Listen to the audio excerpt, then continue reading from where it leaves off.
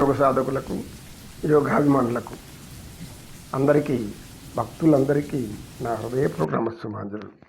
భక్తి ముఖ్యం. భక్తి లేనిది భగవంతుడి అనుగ్రహం లేదు. భగవంతుడి అనుగ్రహం లేకపోతే మనం ఏం చేయలేము.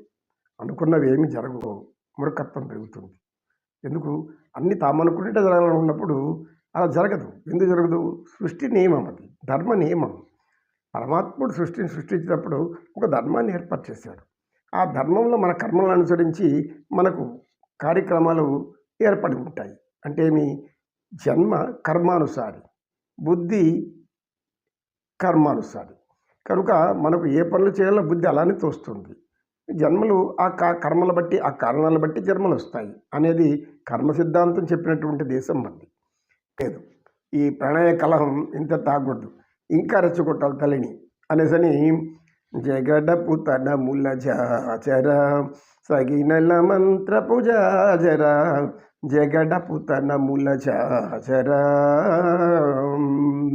సగినల మంత్ర పూజ మొల్లలు తురుములు ముడిచిన బరువుల ముల్లపు సరసపు మురిపెమున మొల్లలు తురుములు ముడిచిన బరువుల ముల్లపు సరసపు మురిపమున జల్లనవు పొడి జారగపతిపై చల్లేరతివలు జాజర భారపు కుచములపై పై కడు శృంగారము నిరపెడి గంధవుడి భారపు కుచములపై పై కడు శృంగారము నిరపెడి గంధవుడి చేరువ పతిపై చిందగ పడతులు సారెకు చల్లేరు జాజర అని ఇప్పుడు జగడం ఇంకొంచెం ఎక్కువ చేస్తున్నాడు.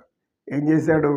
మీననేత్రాలు, మీనాక్షి, ఆమె యొక్క కనులు చేపల్లాంటి కళ్ళకు కాటుక పెట్టుకొని మహా అందంగా ఉన్నాయి.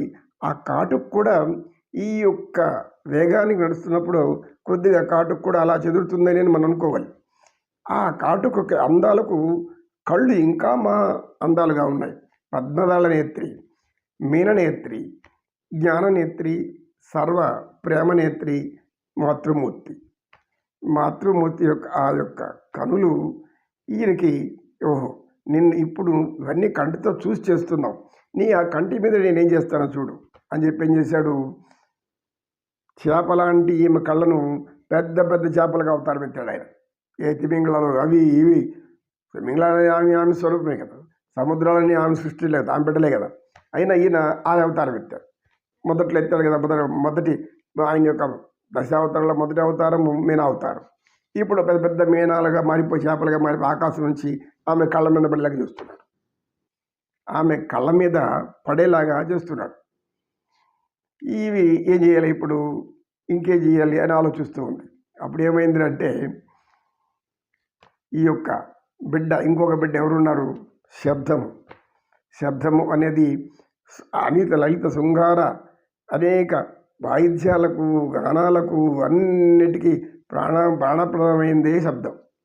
శబ్దం లేనిదే స్వరాలు లేవు, శబ్దం లేనిదే మాటలు రావు, శబ్దం లేనిదే మన మనుగుడే లేదు, శబ్దం లేకపోతే మనకు వర్షమే లేదు. ఉరుములు ఉరిమినప్పుడే మెరుపులు మెరుస్తాయి, వర్షాలు వస్తాయి. కనుక ఇప్పుడు ఈ యొక్క వాయుదేవుడి ప్రతాపంతో తండ్రి యొక్క ఆటలు సాగకూడదని చెప్పి ఏం చేస్తున్నాడు? బలమైన గాలులు ఇచ్చాడు. అప్పుడు ఏమేం చేసింది? ఆ యొక్క గాలులకు తోడుగా ఏమి రెండు చేతులు వదిలేస్తే ఎట్లా బయట వెళ్ళిపోతుంది అని ఈ చేత్త ఇటు, ఆ చేత్త ఒక చేత్త ఇటు ఇటు గట్టిగా నేసింది. ప్రకృతి తల్లి బిడ్డలు అవుతున్నప్పుడు ఏం చేస్తుంది? ఆయన పురుషుడిగా మారి ఆ ప్రేమను అక్కడ ఆమెని ఇబ్బంది పెట్టాలా, సరస సల్లాపాలు ఆడాలా అంటూ అనుకున్నప్పుడు ఆ యొక్క చేపలు ఎగిరి దూరంగా పడిపోయాయి. అవి ఇక్కడ ఒక్కసారి అనేసరికి ఏ సముద్రంలోనే ఎక్కడో, ఏదో పసిఫిక్ మహాసముద్రము, హిందూ మహాసముద్రము, బంగాళాఖాతం, ఏదో ఆఖాతం, అక్కడికి వెళ్ళి పడిపోయి అన్నీ వెళ్ళిపోయాయి. అప్పుడు చల్లని గాలి హాయిగా ప్రశాంతంగా మళ్ళీ ఏం చేస్తున్నాయినా, ఇదంతా ఎందుకు చేస్తున్నాడినా అని లోపల అనుకుంటూ నేను వెళ్ళి మళ్ళీ గట్టిగా పట్టుకోవాలి అని మళ్ళీ ముందుకు వెళ్తూ ఉంది. ముందుకు వెళ్తూ అడుగులు వేస్తూ పోతుంది. ఇంకా ఈమె దగ్గరకు వచ్చేస్తుంది, అడిగేస్తుంది. ఎందుకు ఇదంతా చేస్తున్నాడినా? సహజంగా ఒక గ్రామంలో భార్యాభర్తలు ఇద్దరు ఉన్నారు. ఈ భార్యాభర్తలు ఇద్దరు కూడా చాలా అన్యోన్యంగా ఉండేవాళ్ళు. ఈ అన్యోన్యం చూసి అందరు ఊళ్ళో వాళ్ళంతా కూడా ఆశ్చర్యపోయేవాళ్ళు. వాళ్ళు ఎంత అన్యోన్యంగా నచ్చురు, భార్య మాట భర్త కాదనడు, భర్త మాట భార్య కాదనదు.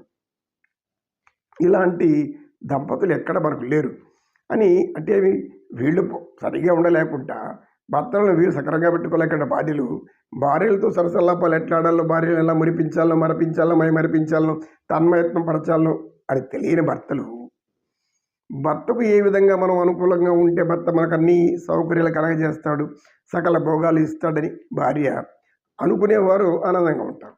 అనుకుని వాళ్ళు ఏం చేస్తారు, అనేక ఇబ్బందులు పడుతుంటారు. అంటే దీన్ని ఏమంటాం, పరస్పర సహకారము, పరస్పర అర్థాలు తెలుసుకోలేకపోవడం, జీవితార్థం తెలుసుకోలేకపోవడం, జీవిత అర్థాన్ని తెలుసుకోలేకపోవడం. ఇప్పుడు వీళ్ళు మాత్రం అట్లా కాదు. ఇలా ఆనందంగా ఉన్నప్పుడు భర్త ఒకరోజు ఆమె ఉద్యోగం చేస్తుంటాడు, ఏదో బోనస్ ఏదో ఎక్కువ ధనం వచ్చింది. ఈ భార్య మా ప్రతిసారి అడుగుతుంటే నీకెంత జీతము అంటే, ఎంతో లేకపోకంత నీకెందుకు అని సహజంగా అంటారు, లోక సహజంగా. ఎందుకు, అసలు చేసి చెప్తే మొత్తం నాకు ఇచ్చి అంటుంది. నేను ఖర్చుకి ఏం చేయాలి అప్పుడు అని అనుకొని, ఎంతో ఒక అంత వస్తుందిలే నీకు ఇస్తాను కదా నువ్వు కానీ కొడినందంటే, లేదు లేదు మీరు దాచిపెడుతున్నారు, లేదా మీరు ఎవరికన్నా పెడుతున్నారు. దాచిపెడుతున్నారు, అది లేదు అని అంటే ఇంకెవరికో పెడుతున్నారు అనుమానం. ఇలాంటివి సహజంగా ప్రణయ కలహాలు అంటారు. ప్రణయ కలహాలు భార్యాభర్తల మధ్య ఆనందాన్ని ఇస్తుంది. ఇక అట్లా కాకుండా అక్రమైన దారిలో పోయేవాళ్ళకి ఇట్ట ఆనందాలు దొరకవు.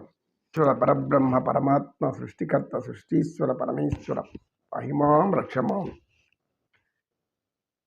కృష్ణం వందే జగద్గురుం. శ్రీకృష్ణం వందే జగద్గురుం.